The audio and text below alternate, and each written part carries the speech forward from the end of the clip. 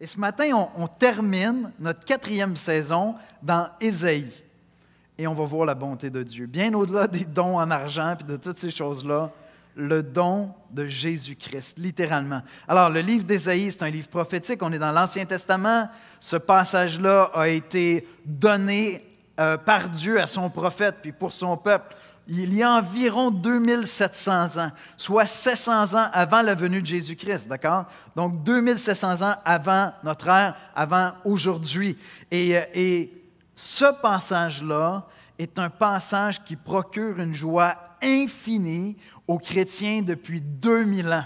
C'est un passage qui est intimidant pour moi parce que c'est un des passages les plus touchants, les plus émouvants, les plus clairs, les plus limpides sur l'Évangile, sur ce que Jésus-Christ allait venir faire 700 ans plus tard, de tout l'Ancien Testament, j'oserais dire même de toute la Bible. Alors, c'est tout un mandat pour moi de vous conduire dans ce passage-là, mais en même temps, c'est un passage qui apporte la joie à ceux qui ne connaissent pas Jésus-Christ et qui renouvelle la joie de ceux qui le connaissent. Parce que ça nous ramène vraiment au cœur de la bonne nouvelle de ce que Jésus-Christ a fait pour nous. C'est vraiment une grâce pour moi de vous conduire dans ce passage-là. On va aller dans un mot de prière.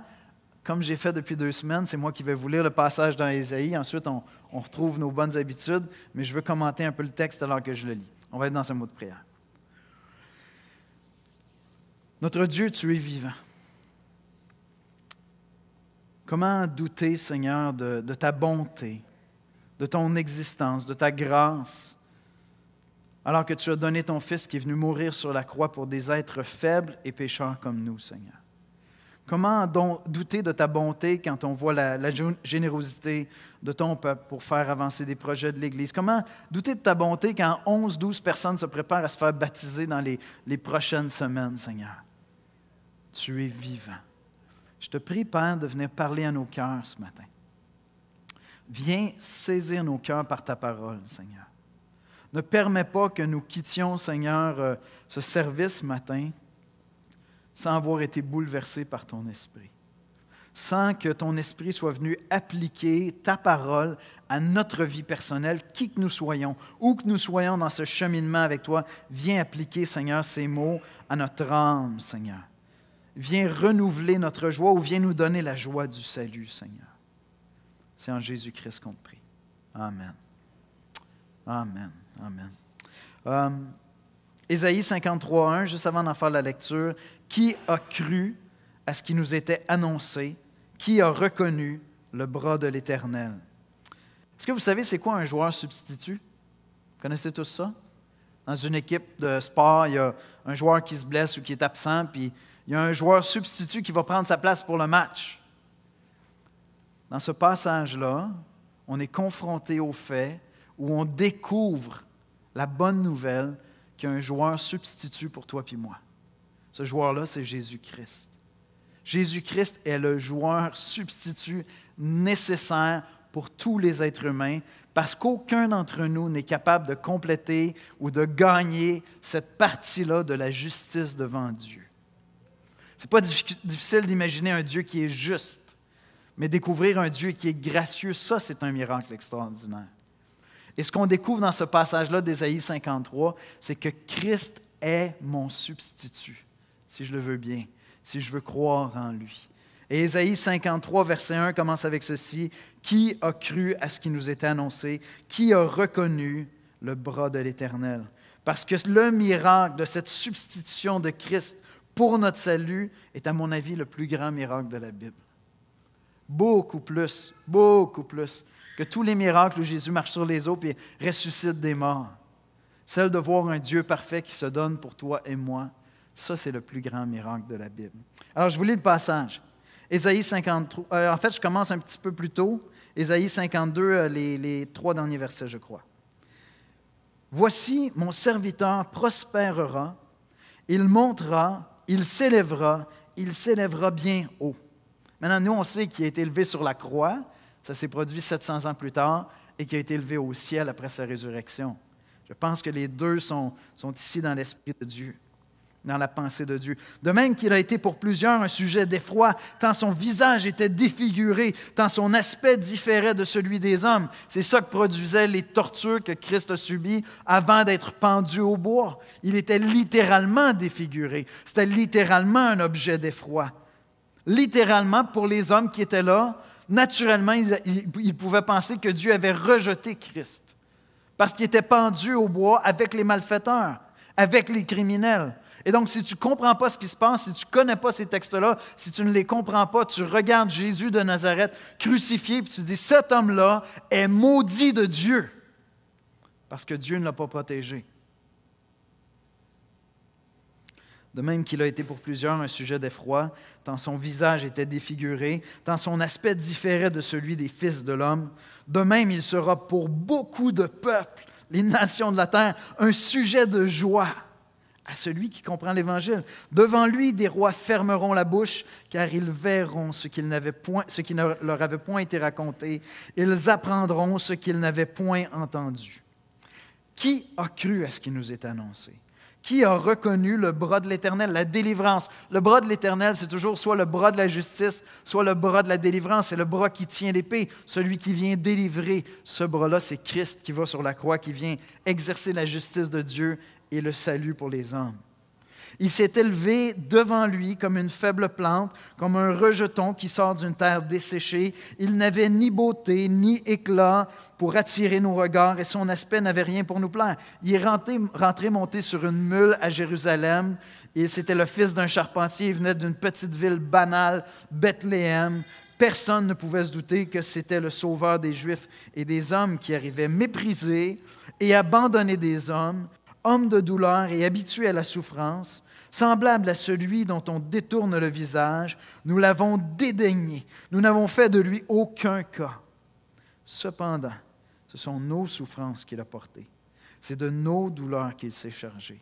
Et nous l'avons considéré comme puni, frappé de Dieu et humilié. Vous allez voir dans le passage l'idée de pécher contre Dieu, avoir manqué envers Dieu, et l'idée des souffrances qu'entraîne dans nos vies, dans notre société, le péché lui-même, viennent se marier ensemble. Donc, quand on pêche contre Dieu, on est coupable, puis on est victime. Victime de tous les effets qui viennent avec nos péchés dans nos vies. Et vous pouvez penser à des stupidités que vous avez faites, des choses qui étaient immorales dans vos vies, qui ont entraîné de la souffrance dans vos propres vies. Le châtiment qui nous donne la paix est tombé sur lui, et c'est par ses meurtrissures que nous sommes guéris. Nous étions tous errants comme des brebis, chacun suivait sa propre voie, et l'Éternel a fait retomber sur lui l'iniquité de nous tous. Il a été maltraité et opprimé, et il n'a point ouvert la bouche, semblable à un agneau qu'on mène à la boucherie, une brebis muette devant ceux qui l'attendent. Il n'a point ouvert la bouche. Alors évidemment, c'est l'image de l'agneau qui est sacrifié pour les péchés. Les Juifs étaient très familiers avec ça. Christ est cet agneau glorieux qui a été sacrifié pour nous. Il a été enlevé par l'angoisse et le châtiment. C'est intéressant, hein? Quand on pense à Christ, l'angoisse qu'il a vécue au jardin de Gethsémane, il a été enlevé par l'angoisse. Lorsqu'il s'est écrié sur la croix, « Mon Dieu, pourquoi m'as-tu abandonné? » Ce n'est pas seulement la torture des hommes qui l'ont tué. C'est le fait de prendre sur lui nos péchés et d'être aux yeux de Dieu ce qu'il y avait de plus ignoble pour un instant, parce qu'il a été fait péché pour nous. Il a été enlevé par l'angoisse et le châtiment. Et parmi ceux de sa génération, qui a cru qu'il était retranché de la terre des vivants et frappé pour les péchés de mon peuple? Vous voyez apparaître l'idée de substitution. On a mis son sépulcre parmi les méchants, son tombeau avec le riche, quoiqu'il n'ait point commis de violence et qu'il n'y ait point eu en lui de fraude dans sa bouche. Ceux qui l'ont condamné disaient, mais pourquoi je suis obligé de condamner ce gars-là? Pilate lui-même disait, mais qu'est-ce que je vais faire avec lui? Donnez-moi un motif pour le condamner. Il a plu à l'Éternel de le briser par la souffrance. Après avoir livré sa vie en sacrifice pour le péché, il verra une postérité, une descendance, et prolongera ses jours, et l'œuvre de l'Éternel prospérera entre ses mains. Et l'Église de Jésus-Christ se multiplie par millions depuis maintenant des siècles. Et jusqu'à son retour, ça va être ainsi, quelles que soient les circonstances. À cause du travail de son âme, il rassasiera ses regards. Par sa connaissance, mon serviteur juste justifiera beaucoup d'hommes et il se chargera de leurs iniquités. C'est pourquoi je lui donnerai sa part avec les grands. Il partagera le butin avec les puissants parce qu'il s'est livré lui-même à la mort et qu'il a été mis au nombre des malfaiteurs, parce qu'il a porté les péchés de beaucoup d'hommes et qu'il a intercédé pour les coupables. Quel passage extraordinaire! Quel passage extraordinaire! Voici comment je résumerai l'exposé de ce matin. La grâce de Dieu en Jésus-Christ est le miracle le plus merveilleux de la Bible. Sois émerveillé. Sois émerveillé. Ce matin, je priais pour chacun d'entre vous. Je me promenais dans la salle, puis je priais pour vous, où que tu sois assis, quel que soit le service auquel tu assistes. Et ma prière était celle-ci, que l'Évangile de Jésus-Christ vienne émerveiller ton âme. Et si tu ne connais pas personnellement Jésus-Christ, que par la grâce de Dieu, aujourd'hui, tu puisses le connaître. Et si tu le connais, que ta joie dans l'Évangile soit renouvelée ce matin par sa puissance. Le miracle de la grâce. Qui a cru à ce qui nous était annoncé? Qui a reconnu le bras de l'Éternel? Voyez-vous, un Dieu juste n'a rien de surprenant. Je comprends qu'aujourd'hui, on veut imaginer un Dieu très, très bonbon, grand-papa, tu sais, viens ici, tout est beau, mais en même temps, ça va lorsqu'on pense à ce qu'on aimerait qu'il nous donne à nous. Mais quand on regarde la société, on est constamment en train de juger. Notre société est en train de se diviser. Là. Il y a les bons, les méchants, les sages, les égoïstes. On est en plein là-dedans, là, une grosse, grosse crise de tension. Là. Constamment, on est en train de juger. Il y a pas 2 ans, on avait des manifestations partout sur la terre avec Black Lives Matter. On est constamment en train de juger le bien et le mal.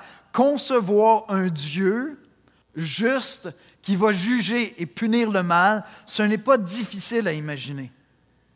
Si on y pense sérieusement, qui voudrait d'un Dieu qui n'intervienne jamais et ne juge jamais le mal?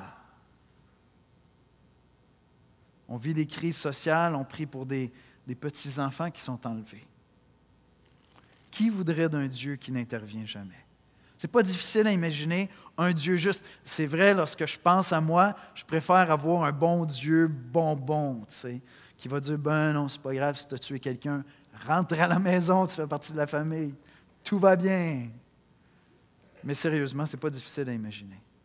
Ça va de soi dans un sens. Nos cœurs ont été créés pour discerner des choses et pour juger des choses. Puis c'est nécessaire pour avoir une société qui tend vers une certaine même justice sociale. Un Dieu qui juge et punit le mal, ça va de soi.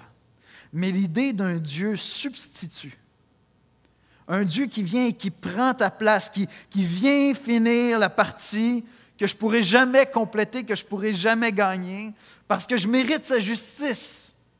Et donc un Dieu qui va pourvoir un moyen où, tout en honorant sa justice, il va pouvoir offrir un substitut afin que je reçoive non pas la justice, mais la grâce, que je sois gracié.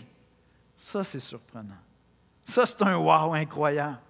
Et il y a plein de gens à qui on annonce l'Évangile qui disent « ça serait vraiment cool, mais j'ai bien de la difficulté à y croire, fait que c'est pas pour moi ». Ils ne sont pas capables de concevoir un Dieu qui aurait envoyé son Fils, un Fils qui se serait donné lui-même, Dieu le Fils, qui s'offre lui-même. Ils ne sont pas capables d'imaginer qu'eux-mêmes seraient prêts à donner leur enfant ou qu'eux-mêmes se donneraient. Et donc, ils refusent ça. Bien, Isaïe dit, qui a cru à ce qui nous avait été annoncé? La grâce pour des impies. Je sais que le mot impie, c'est un vieux mot qu'on n'utilise pas vraiment dans notre culture, puis pourtant, c'est un mot qui est, je trouve, fort. Il est comme détestable, tu sais, un impie. Un impie, c'est quelqu'un qui méprise Dieu. C'est quelqu'un qui crache à la face de Dieu. C'est quelqu'un qui n'a pas de piété. La piété, c'est une révérence envers Dieu que tu vis à tous les jours, à tout moment. Tu sais, tu t'assois pour manger, puis tu te dis, c'est pas vrai que c'est juste moi qui ai fait ça. Tu m'as donné la santé, tu m'as donné un emploi, tu m'as donné un pays où, tableau, on peut acheter de la nourriture, puis il y a de la sécurité. Fait que je m'assois, puis je dis, merci Seigneur pour la nourriture. Piété, c'est tout. C'est simple comme ça. Un impie, c'est un ingrat. Un Dieu qui fait grâce à des impies parce que nous sommes tous ingrats. Dans Romains, Dans la lettre aux Romains, au chapitre 4, verset 5, on lit ceci. À celui qui ne fait point d'œuvre, mais qui croit en celui qui justifie l'impie. Sa foi lui est imputée à justice. Celui qui déclare juste l'impie. Ça, c'est un miracle. Ça, c'est extraordinaire. Écoute, il y a quelqu'un qui passe dans la rue un soir, tu viens de quitter ta voiture, tu es en train de marcher. Nous, on vit dans des condos, fait que souvent on stationne sur la rue. Je suis en train de marcher, puis je m'en vais vers mon condo. Puis là, je vois un jeune qui passe, qui sort son trousseau de clés, puis qui s'amuse à frotter tous les chars, un après l'autre. Je reviens le voir. Est-ce que je veux la justice? Ou je dis, pas trop, man. Je vais payer pour. On s'entend qu'il y a quelqu'un qui va payer pour. Là. Je peux pas, c'est pas le genre d'affaire où je peux dire, regarde, il n'y a pas de mal. Tu sais, des fois, quelqu'un vient te voir, un frère dans l'église vient te voir et dit, écoute, je veux te demander pardon, j'ai fait ça. Puis, écoute, si ça te fait du bien, je te pardonne, mais des fois, on ne prend même pas offense. Des fois, c'est vraiment juste la personne qui a vécu ça en elle-même. Tu sais. Mais je vous assure que le bonhomme qui vient avec sa clé, puis je le surprends, il y a quelqu'un qui va payer pour ça. Bien, faire grâce, ça coûte quelque chose. Il y a quelqu'un qui va payer pour celui ou c'est moi. Il y a quelqu'un qui va payer pour ça. Un Dieu qui dit, je vais payer pour tous les crachats que tu m'as faits. Je vais payer pour tout le mal que tu as fait. Je vais demeurer juste, mais je vais pourvoir un substitut. Ça, c'est un miracle extraordinaire. Ça, c'est un miracle extraordinaire. Amen? Ça, c'est un miracle extraordinaire. Et c'est tellement libérateur quand tu acceptes ce miracle-là, quand tu commences à croire dans ce miracle-là, ton cœur est libéré. Ton cœur est délivré littéralement. Ésaïe 53, 4, cependant, ce sont nos souffrances qu'il a portées, c'est de nos douleurs qu'il s'est chargé. Et nous l'avons considéré comme puni, frappé de Dieu et humilié. Je l'ai dit tantôt pendant la lecture, quand les Juifs regardaient Christ sur la croix, ils voyaient quelqu'un qui a été rejeté par Dieu. C'est inconcevable dans leur esprit que l'élu de Dieu soit pendu avec les criminels, les malfaiteurs.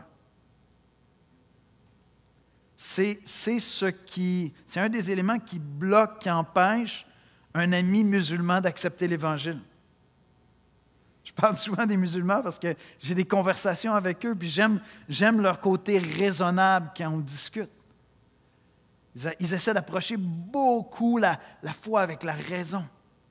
Puis là, ils arrivent là, puis ils disent, tu me dis que Isha, Jésus, a été crucifié? C'est complètement déraisonnable. Donc, eux autres, ils se disent, non, c'est pas lui qui est notre substitut. Un des disciples s'est fait crucifier à sa place. Il y a eu un substitut à sa place, parce que Dieu ne pouvait pas faire ça à son serviteur. Et c'est ça le miracle de l'Évangile. C'est que Dieu a fait ça à son serviteur. Et Ésaïe nous dit clairement, il s'est offert volontairement, c'est lui qui a donné sa vie. Il s'est porté volontaire comme substitut. Et il a été emporté par l'angoisse et le châtiment. Le tourment de savoir que lui, le Saint, serait fait péché et le châtiment de prendre sur lui nos péchés. Il est devenu ton substitut et le mien. C'est ça l'Évangile, 700 ans avant Jésus-Christ. Les Écritures sont extraordinaires. Je parlais avec une petite fille dimanche dernier de 9 ans, super sharp. Elle me dit, pourquoi est-ce que je devrais croire en Jésus? Dis-moi pourquoi je devrais croire en Jésus. Puis là, j'ai commencé à faire mon argument apologétique. Tu sais. Elle dit, qu'est-ce qui me dit que la Bible est vraie? J'ai commencé à faire mon argument apologétique. J'ai dit, c'est vrai, il y a un élément historique. Tu sais, on a des preuves historiques. Elle n'est pas d'origine québécoise, fait que je lui ai dit, ton grand-père s'appelait comment? Ton arrière-grand-père. Samir, je pense. Puis j'ai dit, qu'est-ce qui dit que ton arrière-grand-père s'appelait Samir? Est-ce que tu l'as déjà rencontré? Ben non, il est mort. C'est tes parents qui t'ont dit ça? Mais ton arrière-grand-père s'appelle peut-être Martin, puis il vient peut-être du nord du Québec, tu ne le sais pas. Tu ne l'as jamais rencontré. C'est une preuve historique. Donc, il y a une dimension qui est là. Mais quand j'arrive dans un passage comme celui-là, le texte est prophétique en plus. C'est 700 ans avant Jésus-Christ. Les manuscrits sont plus vieux, la datation des manuscrits sont plus vieux que la venue de Jésus. On n'était pas capable d'imaginer une histoire comme celle-là. Vous ne trouverez pas de religion sur la terre qui ont imaginé une histoire comme celle-là. Parce que c'est un miracle. Seul Dieu pouvait penser à une solution aussi extraordinaire que celle-là. Puis en regardant Christ sur la croix, les Juifs de l'époque voyaient quelqu'un qui était rejeté par Dieu parce qu'il devenait notre substitut. Dieu accomplit ce que personne d'autre ne pouvait accomplir. Il a réalisé la grâce pour nous tous. Il a accompli la grâce pour nous tous. Il a été notre substitut. Et au cœur de cette bonne nouvelle-là, on trouve l'idée de la substitution et celle de l'imputation. Des gros termes ce matin, mais précieux dans notre adoration, littéralement. Il a pris nos souffrances. C'est mon deuxième point. Jésus-Christ s'est substitué pour nous. Il a pris nos souffrances. Cependant, ce sont nos souffrances qu'il a portées. C'est de nos douleurs qu'il s'est chargé et nous l'avons considéré comme puni, frappé de Dieu et humilié. Voyez-vous, Christ était horrible et glorieux. On lit à la fin du chapitre 52, de même qu'il a été pour plusieurs un sujet d'effroi. Il le regarde sur la croix, il est défiguré, il est ensanglanté, il est abandonné de Dieu. Il dit, mon Dieu, pourquoi m'as-tu abandonné? Il le regarde et il dit, mais Dieu l'a abandonné. Ils ne savent pas que Dieu fait reposer sur lui les péchés de nous tous. Dieu ne l'a pas entièrement abandonné, mais Dieu l'a jugé coupable parce qu'il lui a imputé nos fautes. Il a pris nos fautes à notre place. Il s'est porté substitut pour prendre nos fautes à notre place et il s'est fait imputer nos fautes à notre place. Ray Ortlund, un prédicateur que j'aime énormément, qui m'aide tellement à grandir dans la grâce, dit ceci, il dit « Quand on pense à une croix avec un homme crucifié dessus, on ne pense pas naturellement à un objet d'adoration. Parce qu'un crucifié, ça a l'air d'un crucifié. Mais à celui qui saisit l'Évangile, celui qui était le plus horrible, pendu au bois, le plus humilié des hommes, parce qu'il était sans péché, devient pour nous le plus grand sujet de joie. Parce qu'il était là à ma place et à la tienne si tu crois en lui. Quelle grâce extraordinaire qu'est l'Évangile. Fait que j'ai le goût de te dire ce matin, sens-toi coupable. Sens-toi coupable. Sens-toi très, très, très coupable. Ce matin, j'ai une mission que Dieu m'a donnée, c'est de te faire sentir coupable. On est une église comme ça ici. On aime que les gens se sentent coupables. Le pasteur est là pour me faire sentir coupable. Ben oui, parce que si je veux te prêcher l'Évangile, il faut que tu te sentes très, très, très coupable. Vraiment coupable. Je ne sais pas si vous aimez la peinture, ce n'est pas tout le monde qui apprécie les belles toiles.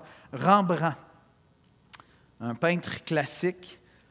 Puis on a Rembrandt est un des peintres qui a fait le plus d'autoportraits. Donc, je vous montre son autoportrait, pas parce qu'il y a un message caché dans les pigments de ses yeux ou quelque chose comme ça, mais juste pour que vous voyez de quoi avait l'air Rembrandt, parce qu'il a fait plein d'autoportraits.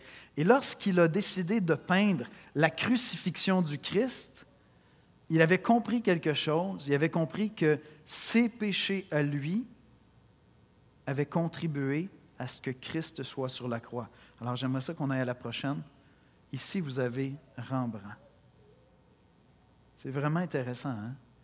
Rembrandt s'est dépeint lui-même comme un des coupables qui élève la croix à la crucifixion du Christ. Parce qu'il avait compris que ses péchés avaient amené Christ à la croix pour être pardonné.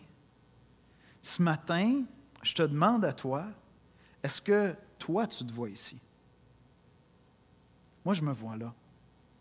Moi, je me vois là. Je sais que devant Dieu, je suis coupable. À mes propres yeux, comme l'apôtre Paul, je crois que je suis le plus coupable des hommes. Il n'y a pas de péché de gens sur la terre qui sont plus horribles à mes yeux que mes propres péchés. Dieu m'a accordé cette grâce-là de me sentir infiniment coupable devant Dieu parce qu'il m'a donné la mesure de sa sainteté et de mon état à moi. Et donc, si j'avais à peindre une toile, c'est mon visage qui serait là, ce ne serait pas celui de Rembrandt. Ce serait le mien qui serait là.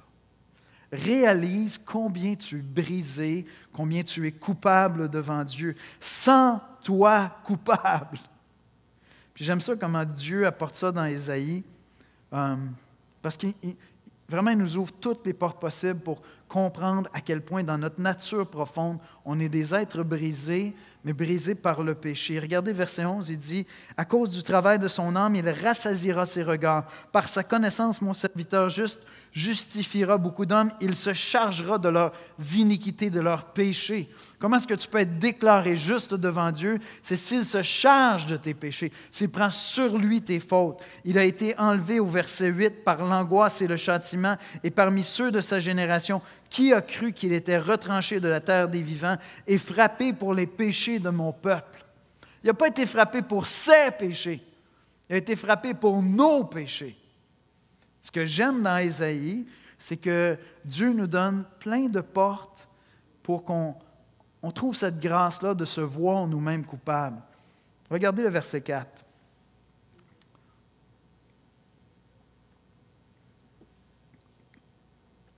Cependant, ce sont nos souffrances qu'il a portées. C'est de nos douleurs qu'il s'est chargé. Et nous l'avons considéré comme puni, frappé de Dieu et humilié. Puis il va dire que l'Évangile, c'est quelque chose qui vient nous guérir. Je suis vraiment reconnaissant à Dieu que Dieu prenne l'angle de la culpabilité et l'angle de la souffrance. Si tu as de la difficulté à te voir comme quelqu'un de profondément injuste, regarde la souffrance qui est occasionnée dans ta vie par ta simple stupidité, par tes propres fautes morales. Regarde tout le mal et la souffrance que tu as engendré dans ta vie puis autour de toi, dans ta famille, chez les gens que tu aimes. La vérité, c'est, comme je le disais tout à l'heure, lorsqu'on pêche, on est à la fois coupable et victime. Je suis premièrement coupable devant Dieu, coupable devant d'autres personnes si je leur ai fait du mal, si ce n'est pas un péché privé, mais je suis aussi victime des conséquences de ça. Parce que ça brise l'âme, ça tue l'âme de péché.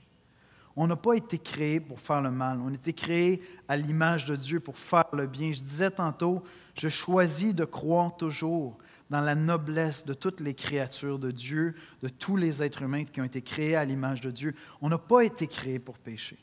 Nous avons été créés pour faire ce qui est bien. Et quand nous péchons, nous faisons du mal à notre propre âme. Et donc, quand l'Évangile vient dans ta vie, non seulement ce substitut-là, Jésus-Christ, vient, prend ta place, prend tes péchés à ta place, mais il vient te donner une vie nouvelle. Il vient guérir cette âme flétrie-là par nos propres péchés. Certains d'entre nous qui sommes chrétiens depuis longtemps ont dit « Ouais, mais c'est long. C'est beaucoup de travail. Je ne sais plus qui j'étais, mais je ne suis pas encore qui je désire être en Jésus-Christ. » C'est vrai que c'est un long processus. Mais Dieu vient puis il restaure notre âme. Alors, sens-toi coupable ce matin. Mais enfin, sais-toi gracié. Sens-toi coupable, mais sais-toi gracié. Sache que tu es gracié si tu as cru en Jésus-Christ. Et sentir cette grâce-là, ça commence par ce savoir-là. Savoir que Christ est mort sur la croix pour mes péchés et que vraiment j'ai obtenu grâce auprès de Dieu. Que ce que Christ a fait à la croix est totalement suffisant. Qu'il n'y a pas de péché dans ma vie qui serait plus grand, qui rendrait insuffisante la mort de Christ à la croix. Non, c'est simplement par la foi. Qui a cru à la bonne nouvelle qui nous était annoncée? Simplement par la foi, je vais saisir ça et je vais savoir dans mon âme profondément que je suis gracié, que Dieu m'a fait grâce, que Dieu m'a pardonné. Ray Ortlund dit ceci: Dieu accepte des gens inacceptables, il honore des gens peu honorables, il traite des stupides avec une dignité royale, alors que Jésus prend notre place à la croix et qu'il se charge de notre culpabilité. C'est ainsi que Dieu, notre juge, devient notre justicier. Amen. C'est ainsi que Dieu, notre juge, devient notre justicier. Accepte la grâce, laisse aller ta culpabilité en arrêtant de défendre ta justice. Arrête d'essayer de négocier avec Dieu puis avec le monde autour de toi en essayant de dire « Non, non, je suis vraiment quelqu'un de bien. » Quand quelqu'un vient te voir et dit « Écoute, tu as fait quelque chose de mal », arrête d'essayer de te justifier. Commence en disant « Ça ne me surprend pas. Je t'écoute. Ça se peut très bien. » Tu fais dur. Sans blague, ça fait longtemps que je sais. As-tu quelque chose d'autre à m'apprendre? Arrête d'essayer de te justifier. Laisse aller ta justice. Tu vas pouvoir laisser aller ta culpabilité parce que tu vas accepter la justice de Christ qui te libère de ta culpabilité. L'Évangile est tellement merveilleux, les amis, tellement extraordinaire. Et ce miracle-là est entier. Jésus ne nous offre pas un nouveau départ, mais il nous offre d'arriver à destination. Voyez-vous, le christianisme, ce n'est pas un processus par lequel Dieu vient, puis là, il dit, écoute, je sais que ça a été tough, je sais que tu fais dur, veux-tu, on va repartir à zéro. J'efface le passé, puis je prends des notes à partir d'ici. Non, non, j'oublie le passé, maintenant, fais mieux. Non, tu sais quoi? Plus tu es jeune, puis tu acceptes l'Évangile, plus c'est réjouissant, parce qu'il te reste beaucoup d'années où tu vas pécher, je te le garantis. Je te parle par expérience. J'ai accepté le Seigneur quand j'avais 19 ans. Eh boy, si j'avais su toutes les stupidités que j'allais faire après. Dieu ne nous offre pas un nouveau départ. Il nous offre d'arriver à destination. Parce que lorsque je crois en lui, il me pardonne mes péchés passés, présents et futurs. Je suis un enfant de Dieu. Amen? Je suis un enfant de Dieu. Et j'avance par la grâce de Dieu. Par la grâce de Dieu, je ne suis plus ce que j'étais. Je ne suis pas ce que je serai. Mais par la grâce de Dieu, je suis qui je suis. Et je poursuis la sainteté en Jésus-Christ. J'essaie d'imiter mon Sauveur Jésus-Christ. Dieu le Père a honoré et va honorer à jamais Dieu le Fils pour son sacrifice en lui donnant de sauver par sa substitution des millions d'hommes et de femmes à travers les siècles. Il a vaincu. Dans ce passage-là, Dieu lui dit, « Voici mon serviteur » au verset 13, « prospérera. Il montera, il s'élèvera bien haut. » Dieu va lui donner une postérité. Au verset 10, « Il a plu à l'Éternel de le briser par la souffrance. Après avoir livré sa vie en sacrifice pour le péché, il verra une postérité qui prolongera ses jours et l'œuvre de l'Éternel prospérera entre ses mains. » Depuis Christ, des millions et des millions et des millions d'hommes et de femmes ont arrêté d'essayer de se justifier devant Dieu et ont accepté la justice de Christ à la croix. Et notre mission à nous, c'est d'aller annoncer cet évangile-là. C'est d'aller annoncer ce miracle de la grâce. Ma famille en a besoin, ta famille en a besoin. Mes voisins, les tiens, nos collègues de travail, les Québécois en ont besoin. Les gens partout sur la terre ont besoin de cette grâce-là. Peut-être que toi, ce matin, tu as besoin d'être saisi par cette grâce-là. Peut-être que tu es arrivé ici en disant « Je cherche une religion qui va m'aider à mettre de l'ordre dans ma vie. » Mais ça commence par accepter que ta vie est un désordre total, puis tu as besoin que quelqu'un prenne ta place et prenne ta culpabilité. C'est Jésus-Christ à la croix. Tu as besoin de renoncer, que tu vas pouvoir un jour te présenter devant Dieu en disant « Check, Seigneur, je suis rendu vraiment quelqu'un de bien. » Tu n'y arriveras pas à faire ça. C'est Christ qui a fait ça. C'est lui notre Sauveur, c'est lui notre justicier. C'est à travers lui qu'on expérimente la grâce en Jésus-Christ. On va aller dans un mot de prière, puis je vais demander au pasteur Miguel de venir me rejoindre à l'avant. On va prendre le repas du Seigneur ensemble ce matin. On fait ça une fois par mois. Et si à quelque part dans ton cœur, tu n'étais pas dans la joie de l'Évangile, reviens-y par le temps qu'on va prendre ensemble, prendre le repas du Seigneur. Ma question pour toi ce matin, c'est si tu avais à peindre cette toile que Rembrandt a peinte, est-ce que toi, tu ferais partie du paysage? Est-ce que tu fais partie des coupables qui l'ont cloué à la croix par tes péchés? Si tu réponds oui, sache maintenant que tu es gracié. Entièrement, Dieu t'a fait grâce. Et Et ce n'est pas sur la base de tes performances, c'est sur la base de la performance de Jésus-Christ à la croix. Seulement, c'est lui ton substitut. Ta partie est déjà gagnée. Elle est déjà gagnée parce que c'est lui qui est en train de faire le match à ta place, puis il est gagné, ce match-là. Puis apprends maintenant à te reposer dans cette grâce-là. Oui, pour ressembler de plus en plus à Jésus-Christ. Oui, pour grandir en sainteté. Mais pas en essayant de m'appuyer sur ma justice, en m'abandonnant à sa grâce. On va prier ensemble. Seigneur Jésus, j'aimerais te prier pour chaque personne qui écoute ce message. J'aimerais te prier pour chaque personne ici ce matin. Seigneur, ton évangile est merveilleux. Ta grâce est merveilleuse. Marcher sur les eaux ou ressusciter des morts, c'est absolument rien en comparaison de ce plan merveilleux, conçu de toute éternité pour le salut des hommes, Seigneur. Qui aurait pu imaginer qu'un Dieu créateur, un Dieu juste et saint, s'offre lui-même comme substitut à notre place, accepte de recevoir nos péchés, notre culpabilité, afin que nous soyons pardonnés, que nous soyons guéris, Seigneur. Seigneur, toute ma vie, je vais chanter la gloire de l'Évangile et pour l'éternité. Toute ma vie, Seigneur, je vais célébrer la gloire de ta grâce et pour l'éternité, Seigneur. Conduis-nous dans ce temps avec le pasteur Miguel alors qu'on prend ensemble ce mémorial, Seigneur. Conduis-nous à entrer en nous-mêmes. Je te prie, Seigneur, que ton Esprit Saint nous visite ce matin.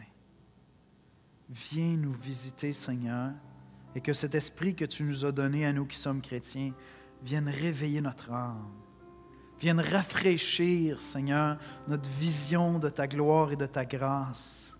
Vienne renouveler en nous, Seigneur, un amour et une joie nouvelle pour toi, Seigneur. C'est dans le beau, puissant et glorieux nom de Jésus-Christ que nous prions. Amen.